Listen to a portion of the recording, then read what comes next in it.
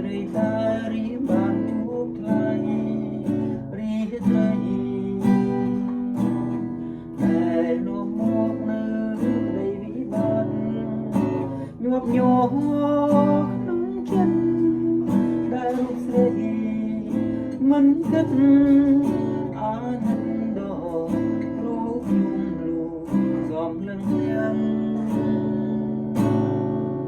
អានេះពេលស្រីរំខ្ញុំអមទុកព្រួយខ្លួនមួយទ្រូងព្រេងព្រួយគ្រីក្នុងខោផ្សាយ៉ាងណាប្រាថ្នាសូមតែចិត្តភក្តីបើថ្លៃមិនបាតិសូមស្រីមេត្តា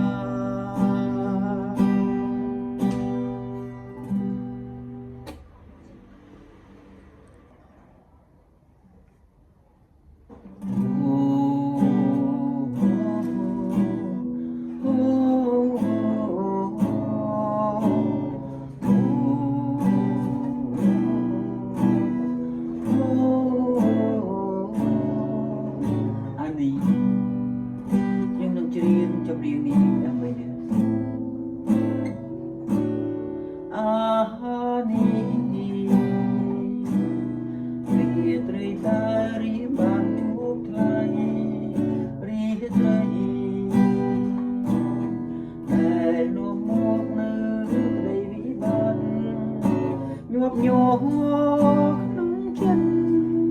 ដែលរូបស្រីមិនគិត